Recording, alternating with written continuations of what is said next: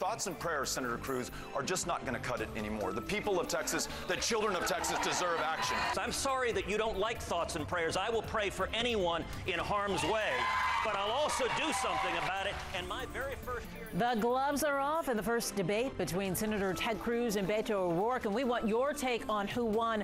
Plus $17 million worth of cocaine found abandoned in Freeport this morning. How all that coke almost ended up at Texas prisons. And a new brothel coming to Houston that has robots instead of women. We're asking, is this even legal?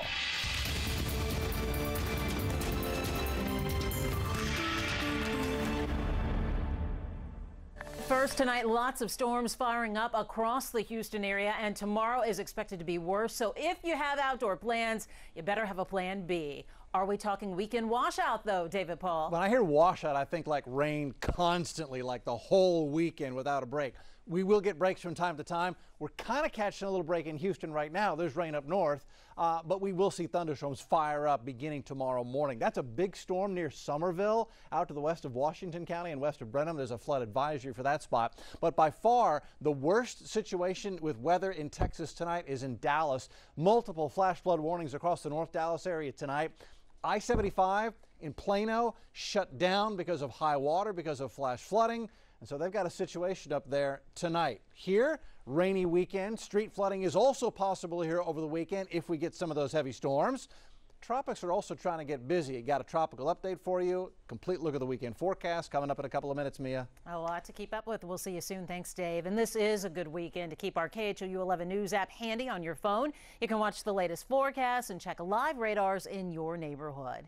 Now for your take on tonight's debate between Senator Ted Cruz and his Democratic challenger Beto O'Rourke. They faced off in Dallas for their first of 3 debates, and we want to know who you think won. Go ahead, pick up your phone and vote in our KHOU 11 app or online at khou.com/vote now. Jason Miles is in Dallas tonight with some of the highlights.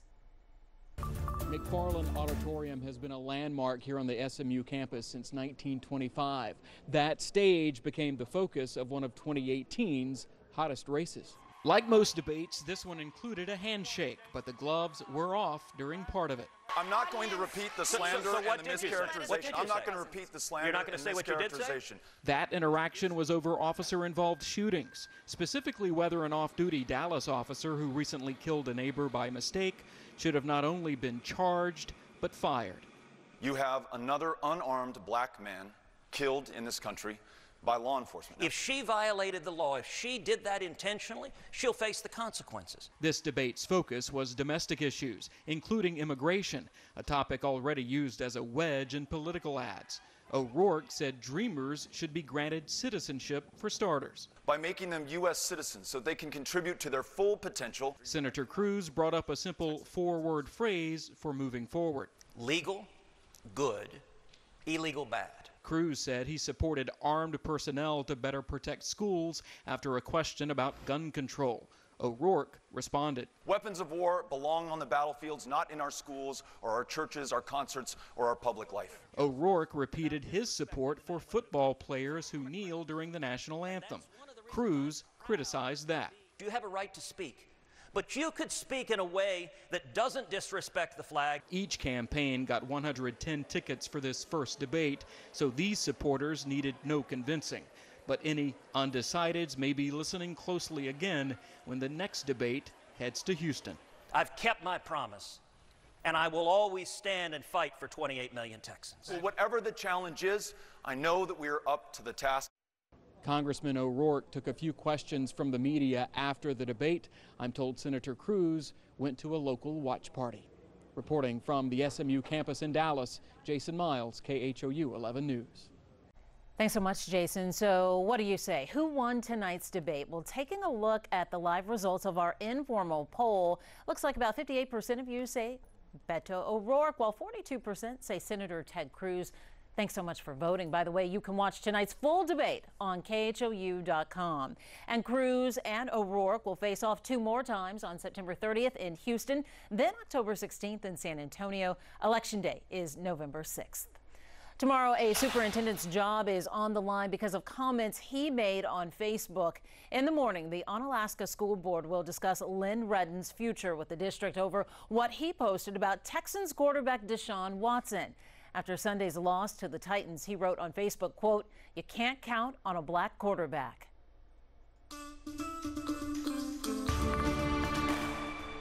The White House and Republicans are making it clear today they expect Judge Brett Kavanaugh to be confirmed to the U.S. Supreme Court despite a decades-old sexual misconduct allegation against him. Judge Brett Kavanaugh will be Justice Brett Kavanaugh, and he will take his seat. Keep the faith. Don't get rattled by all of this. We're going to plow right through it and do our job. Kavanaugh denies Christine Blasey Ford's claim that he groped her and put his hands over her mouth at a high school party in the early 80s. Earlier this week, the president agreed with allowing a delay on Kavanaugh's vote to let her testify and be heard. But today, he changed his tune, accusing her of not going to authorities before. The president tweeted, quote, "I have no doubt that if the attack on Dr. Ford was as bad as she says, charges would have been immediately filed with local law enforcement authorities by either her or her loving parents." The president then calls on her to testify so they can learn date, time, and place. Ford's attorneys have been trying to negotiate terms for her testimony. The committee said if they couldn't reach an agreement by tonight, they plan to vote on Kavanaugh's confirmation on Monday. Well, sad news now out of New York. Babies stabbed at an overnight daycare. Tonight, all 5 victims, 3 babies and 2 adults, are in critical condition. The suspect, a 52-year-old woman, was found in the Queens home and unlicensed facility with her wrist slashed. The youngest victim was just 3 days old. The suspect's motive, well, remains unknown. Now to a surprising discovery in Freeport today. Nearly $18 million worth of cocaine hidden in produce boxes. Even more shocking, where those drugs almost ended up. Levi Ismail is here now in the studio to explain. Levi? Well, I'm sure you may have heard that old saying, when life hands you bananas. Take a second look, because none of these boxes actually appeared suspicious right off the bat. That was until someone picked it up. Doe pallets at a Dole facility don't draw much suspicion.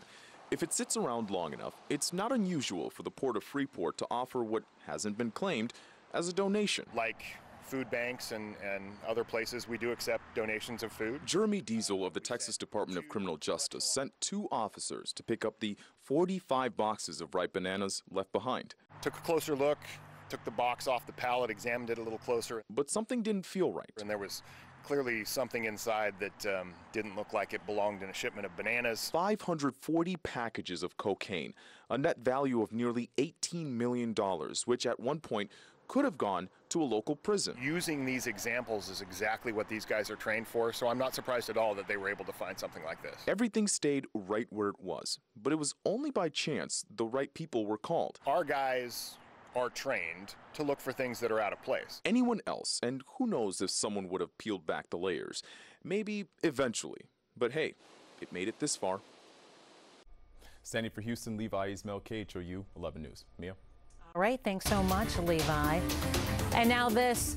Buc-ee's fans, go ahead, check your pantry. Some of the gas station's beef jerky is being recalled because it could contain pieces of metal.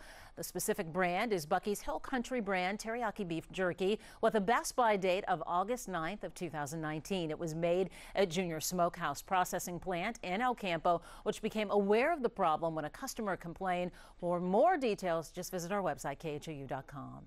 The Austin man who fought the U.S. government to legalize downloadable plans for 3D printed guns is in custody in Taiwan. Cody Wilson was wanted for allegedly meeting a 16-year-old girl online and paying her $500 for sex. A realtor in Taipei saw Wilson's picture on the news and recognized him as someone who just signed a 6-month apartment lease. He will be brought back to the U.S. to face charges. Well, here's something you've probably never heard of. Coming to Houston pretty soon, a sex robot brothel. A Canadian sex doll company says it'll be expanding its operations to Houston within the next 10 days.